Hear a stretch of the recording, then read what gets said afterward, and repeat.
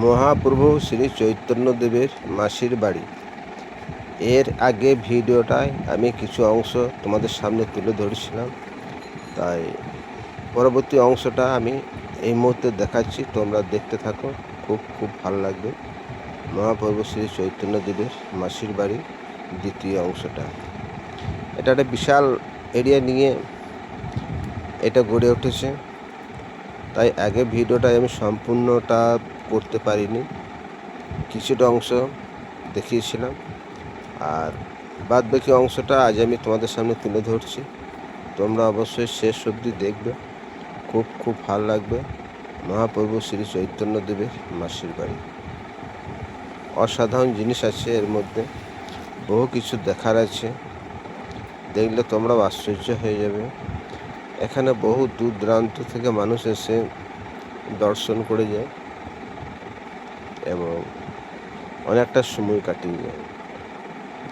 তোমরা দেখছো এইসব জিনিসগুলো কত সুন্দর জিনিস, এবং এর পরবর্তীকালে আমি একটা জিনিস দেখাবো, সেটা তোমরা অবশ্যই দেখতে থাকো। খুব ভালো লাগবে। আমার কিন্তু খুব ভালো লাগছে এই জায়গাটা ঘুরতে। এখানে দেখছো প্রচুর মানুষ এখানে এসে ঘোরাঘুরি করছে, দেখছে, কত আনন্দ নিচ্ছে, আনন্দ পাচ্ছে। তাই আমরাও এখানে চলে এসেছি কিছু সময় কাটাইতে। আমার সত্যি ভীষণ ভালো লাগছে। অনেক এরিয়াটা নিয়ে এই মহাপ্রভু শ্রী চৈতন্যদেবের মাসির বাড়ি গড়ে উঠেছে। বহু পুরনো বাড়ি, এখন যদি আরও অনেক উন্নত মানের জিনিস দেওয়া লাগানো হয়েছে, সবটাই তোমাদের সামনে দেখাচ্ছি। আমি এখন চলে যাচ্ছি একটা জায়গাতে, সেই জায়গাটা তোমরা একটু লক্ষ্য করো, অসাধারণ জিনিস তোমরা দেখতে পাবে।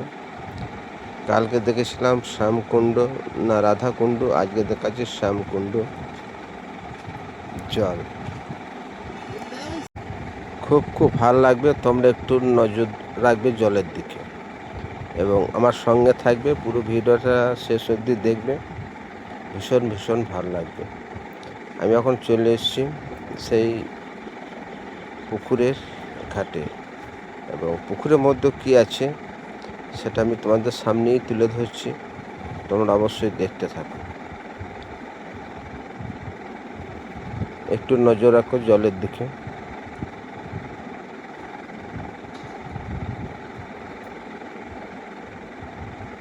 দেখছো বন্ধুরা, কি বড় মাছ। এই পুকুরের মধ্যে প্রচুর মাছ আছে। এই মাছগুলো সাইজ খুব বড়, বিভিন্ন ধরনের সাইজের মাছ আছে এবং বিভিন্ন রকমের মাছ আছে। তোমরা দেখছো মাছগুলোকে, আমি শেষ অবধি দেখাচ্ছি, তোমরা অবশ্যই দেখো।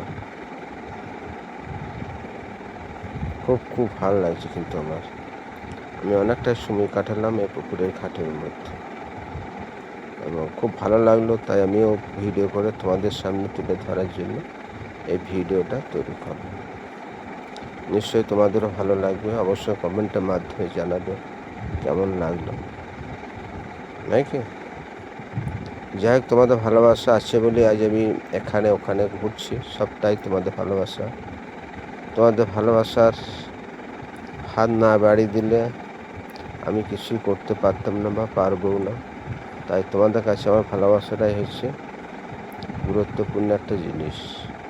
তাই বন্ধুরা অবশ্যই ভালোবাসা দেবে। আমি যতটুকু পারবো তোমাদেরকে ভালোবাসা দেবো, তোমাদেরকে বিভিন্ন ধরনের ভিডিও তৈরি করে তোমাদের সামনে আমি তুলে ধরবো। আমার সত্যি খুব ভালো লাগলো এখানে এসে, এই জায়গাটায় এসে। যাই হোক বন্ধুরা, তোমরা ভিডিওটা দেখে নিশ্চয়ই আনন্দ পেয়েছো বা ভালো লেগেছে। যাই হোক না কেন, কমেন্টের মাধ্যমে অবশ্যই জানাবে।